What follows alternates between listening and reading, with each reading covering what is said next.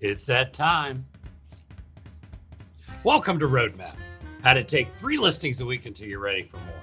Each week, we interview a great agent who's consistently taking several listings each month, and we have an exciting guest today. We encourage you to take notes and apply as much of the knowledge as quickly as you can, and then use the copycat principle. If you're watching on Vulcan 7 or the Lead Gen Facebook group, we welcome you. And let me introduce my co-host from San Diego, Carly Hathaway. That's carlyhathaway.com.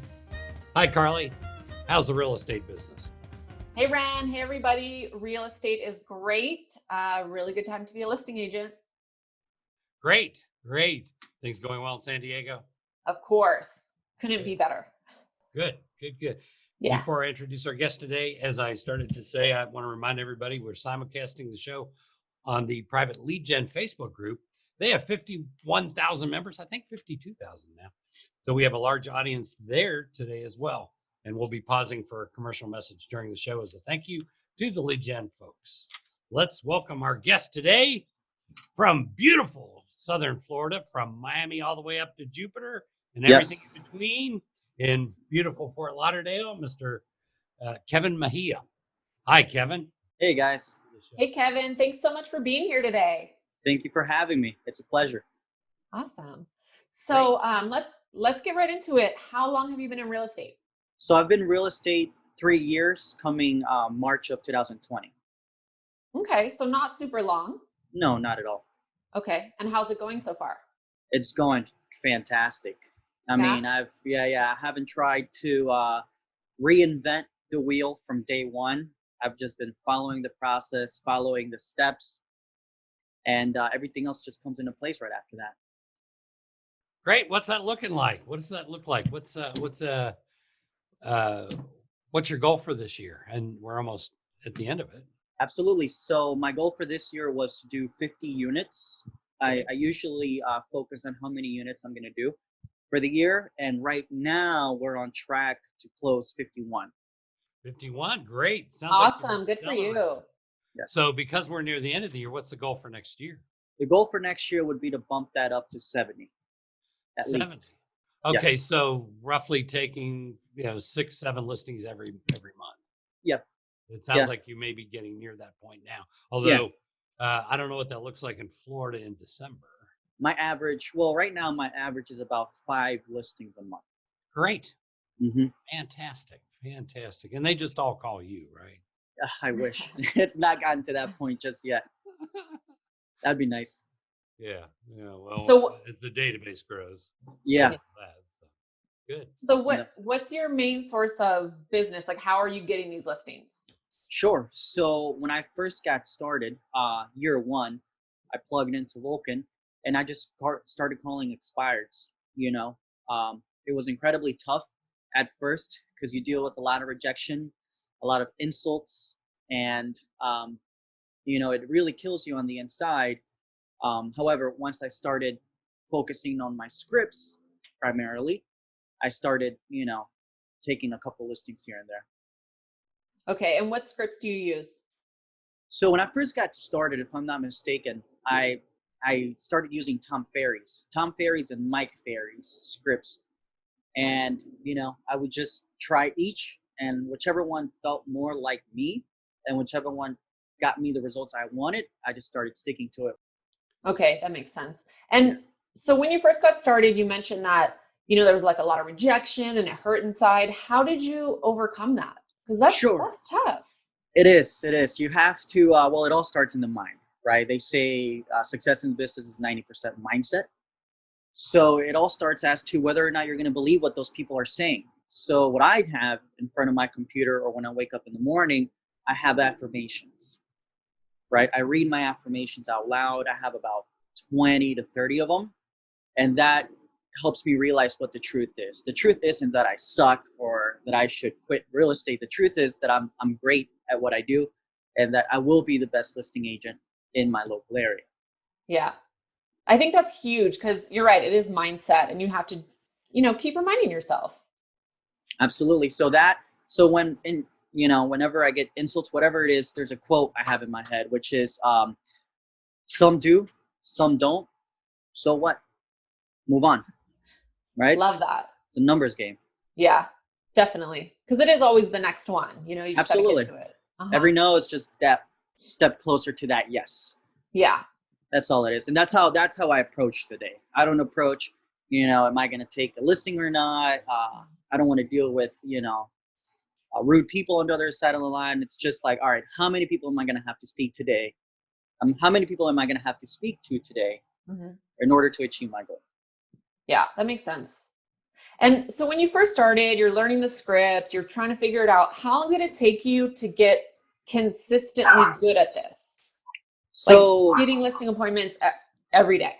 So when I first got started, my whole first 12 months in the business, I know some people don't want to hear this, but it's the absolute truth. I worked 7 days a week, 12-hour days for the first full year. And I mean, it wasn't easy, but I stuck to a schedule. That's the thing. Without a schedule, if you don't have a schedule and you don't stick to it, it's incredibly hard to be consistent, right? So I felt like that helped me. The ability that I did it every single day and the fact that I followed a schedule, by the second month, it was just habitual. Right. And then when you slowed down to 5 days a week or 6 days a week. Now it took me about a year and a half later. I have a coach, and my coach always used to tell me, Kevin, you're going to burn out. You're going to crash. I know this is incredibly important to you, but you're going to burn out if you keep doing this. And, I'm 22 at the time. So in my mind, I have all the energy in the world. And so, after about a year and a half, I had a burnout. It was really tough because I started questioning whether this is for me or not. And what I did is I started taking every Sunday off. And then a year later, which is this year that I stepped into, I started doing my weekends off. If I have to do a little bit on the weekends, I'll do it if I have to, but I make sure I don't put anything for those 2 days just to keep my sanity. If you're primarily a listing agent, which it sounds like you are. Yes. You're working Monday, Tuesday, Wednesday, Thursday, Friday, listing property so that Saturday and Sunday nights and weekends, the agents who love buyers know your listings. Is that right? Absolutely. Absolutely. That's the game plan. Love that. Good. So you mentioned that what really helped you was your routine. So can you walk us through, your morning routine? Yeah. Absolutely. So I, my first year, right, because it's totally different now, but my first year, I would wake up at 5. From 5 to 5:30, I would do my affirmations, prayer, meditation, whatever works best for the individual, right? For me, it was affirmations and prayer. Then from 5:30 to 7, I was at the gym, right? Jogging, lifting weights, just because it helped me put my mind right. And it felt like I took control of my day instantly. And I did all the difficult stuff instantly. So after 7 o'clock and as the day progressed, in reality, the day got easier as it went along. And so from 7 to 8, I would eat breakfast, script practice. My first year, I used to script practice heavily with my best friend, who is also in the industry. And after script practice from 8 to 12, lead generating, calling everyone I knew, everyone that I'd come in contact with, my family, my friends, people in my Facebook, every single day until I got my first listing, 8 to 12. That's a lot. How long did it take you to be able to build the stamina to do it for that long a period of time? Well, the stamina was already built within me.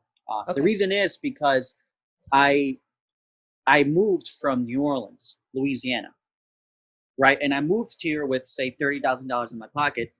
And it was a do or die situation, which was, all right, I either make it in real estate or I try my best. I go broke and I go back home to New Orleans. So you burned the boats, huh? Yep, that's exactly what I did. So it's almost like I left my mind with no other option but to survive. And so that alone just gave me this. It didn't feel like, to me at that time, it wasn't incredibly hard. It's just I had nothing else to do but that. Yeah. Yeah, when you think about it, and there's so many people out there, they're not doing that many transactions, but they spend a lot of time working on their 1 or 2 pendings when really they've got 6 hours a day that they could lead generate. It's just absolutely, lead generation is not quite that gratifying, but it sure pays well. It's literally, it's the 80-20 rule, right? It's the 20% that produces the 80% of everything else. That's it. I don't worry about, like I said, I don't worry about the listings or my pending deals. I start my day thinking, all right, how many people do I got to speak to today? If it takes me 3 hours, if it takes me 2, if it takes me 6, however long it takes me, but that's my priority. Yeah. And how many people is your goal to speak to a day? At bare minimum, 20. That's great. Okay. And you pass that minimum, I assume. Yes, whenever I use a dialer, like with Vulcan, I can exceed that, no problem. But if I'm hand dialing, which sometimes I do, it could take me 3 to 4 hours to get to 20. Gotcha. Just. Yep, exactly. Yeah. So I'm sure you have days now, even though you're in a regular routine, you've been doing it for 3 years. I'm sure you have days you wake up and you're kind of like, oh, I just want to stay in bed, or like, I'm not in the mood today. How do you get over that hump? Oh, that's a great question. Yeah. So honestly, that only happens to me when I'm not taking time off. When I'm not taking time off and I'm working every day, I get mornings like that where it's like, damn, I don't feel like doing anything today. This really sucks. And I'll be honest with you, I listen to myself and I'll just sleep in an extra 30 minutes, an extra 60 minutes. But as soon as I wake up, whether it's 8 or 9, whatever the case is, first thing I do is I pick up the phone and start making calls. So if I start making calls at 9 or 10, that means I'm making calls till 1 or 2 in the afternoon. Kevin, to be fair, most people don't carry that mindset like that. Most people have an I don't wanna voice that's a lot louder than yours. So you're in coaching, so that keeps you on track. Absolutely. What say you to people that have a loud I don't wanna voice? And you're doing affirmations. Right. You've got coaching. Those things cause people to do things way more than they normally would. Anything else they should be doing? That's a great question. Because it doesn't apply to you, maybe you don't have the answer because you're rather a hunter mentality. So what I've learned, and I'm trying to, you let me know if this answers your question. So what I've learned is that whenever I'm not learning, whenever I'm not constantly pursuing, I guess, new knowledge, whenever I'm not learning from my mistakes, whenever I'm not trying to gain wisdom from the mentors and the people above me, that's when I start having what I call it's a self-suicide mentality, because I no longer want to pursue anything. I no longer want to work. And it's uphill battle from there. But what I'm realizing is that if every morning I learn something new, or I learn from a mistake of something that I had no idea would happen in a transaction, or I'm constantly keeping my mind absorbing new information, it's as if, I don't know, it just pushes me to want to keep moving forward, if that makes sense. Yeah, like just constantly always gaining knowledge helps you keep driving, keep going. Absolutely. Yeah. If I'm not gaining knowledge, I'm going backward, or I'm becoming stale. And that's a fear to me. People need some sort of routine. Absolutely. In the morning, around learning something new, putting some good things in. Absolutely. Everything that comes in. You do it instinctively, but not everybody does. Yeah, and that's something that I guess that's true. That's something I usually don't think about. But yeah, and I guess that's my personality. But I've come to learn that if you're not learning anything new, and you're not at least challenging yourself, you're staying stale, or you're going backwards. And at that point, well, are you really growing in anything? Yeah. Yeah. What's your listing presentation look like? What do you mean exactly? Like time? In other words, do you do it all at once? Do you do it in a 2-step? Do you send them something in advance, or do you just load it all on them when you get there and do a 2-hour marathon, or is or is it in little doses? That's a great question. That's something that I always, like, I never knew how to approach it, because you hear so many different things from so many different people. Like, you got to send something before you meet with them, or you have to have a 2-part listing presentation, like you said. But what I've learned is that if you speak with them enough times before the listing presentation, and you pre-qualify them thoroughly before the listing presentation, what I do is, once I've had all those conversations, I just prepare my CMA, my comps, and I meet with them, and I take the listing that same day. I don't send them Nice. anything beforehand. I don't send them everything via email. I don't tell them, hey, I'll meet you again. No, I will not leave that kitchen table until you sign the contract. And that's just who I am. And I try to stay within a 40-minute time frame. Nice. I don't go outside of that. Nice. And so yeah, that's with signing paperwork. So that's great. So pre-qualifying heavily. Let's say Absolutely. you've known them for 20 years. Well, you're maybe not old enough to know. No, I'm 24. You've known them for a while. Yeah. Would you pre-qualify them heavily? No, I don't think so. I No? feel like, no, I feel like at that You point, just assume they're going to go with you. I know they're going to go with me without a doubt. It's just how I really try to study their motivation. Okay. Do they really want it? What's the whole purpose as to why they're moving? Is it important? Because like I explained to all the sellers that I meet with, I don't take listings just to take them. Because at the end of the day, I don't get paid until they sell. So Well, what if the motivation is low, but they're willing to go with your price? if the motivation is low and they're willing to list on my price, I just make sure I set the expectations. Okay. Hey, listen, if I do bring you a buyer within the next 2 weeks, will you be ready to accept this offer? Yes or no. If they tell me no, then what's the point of taking the What's the listing? point? No, I get you. Okay. Yeah, So there's a relationship between price and motivation is what you're saying. absolutely. Okay. And how do Especially- you handle it when they try to have you cut your commissions? So you really got to know your scripts, and you really got to know how to provide value. I've learned that commission objections only come up if you haven't provided enough value upfront or at the listing presentation, and if you're not managing all of their objections properly. But if you're answering all the questions that they have in their mind before they come up, and you're presenting value, commission never comes up. But if it does, if it for some reason it does, I know that I put it all on my broker, right? Oh, okay. I'm not in control of my commission. The standard is 6%. That's what every seller pays in this market. So I take the pressure off of me. Good. That's smart. Right. Yeah. I like that. Good. Now you're accumulating some past clients as you build this business. Past Yes. clients.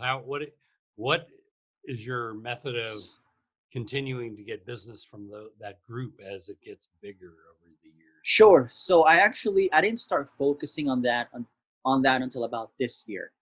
Okay. Personally, because I was afraid to contact. There's nobody there then. I was afraid to contact some of the people that I first dealt with because, truth be told, if you've never done real estate, and in my case, I sold 17 homes my first year, you committed a lot of mistakes, without a doubt. It's quick, it's fast-paced, so it's quick decision-making, and if you're not well prepared, you're going to give the wrong advice. So at first, I was very hesitant to do it, but what I learned is that if you call them 4 times a year, and you don't have to ask them for business, just know that you're still there and you still care about them, they'll send you business. For example, I'll call them just to see how the move-in was, or if they need someone if they want to update anything in the house, do they need a recommendation, right? Or I remind them of their homestead, right, in Florida, so they can get a tax exemption. Mm-hmm. You're just there providing value. You're not asking, hey, how's the house? Do you know anybody else that wants to buy or sell? If you did a good job and you stay in front of them and you're providing value, the referrals will come naturally. Yeah. Good. So you just bring value back to them, and then automatically they're going to want to send people back to you. Yeah. Good. Reciprocity. Yeah. There you go. The rule of reciprocity. Yeah. So when you're calling them, you're just kind of trying to stay in their mind and remind them that you are alive and you exist. Absolutely. And to me, that's considered a contact. That's a much easier conversation. It's a great Absolutely. It's easy conversation. They know you. You don't got to fight your way into the conversation, and you don't have to put on a show. You just be yourself. It's a beautiful thing. And one day, fast forward, and we see this so much, 10, 12, 15 years, that's becomes a large bulk of your business. Absolutely. That's where most of your time is spent. Yeah. A larger portion than now, because you can do it in a few days now. Yeah. Right. Absolutely. But it's building fast, and you're doing it well. It is. Fantastic. This has been really, really helpful. Awesome. I'm thrilled we could chat with you about this. And yeah, I think we got some really good stuff. And it's really fun that we got to interview you, because only being in the business for 3 years kind of gives the rest of us hope, you know? Right.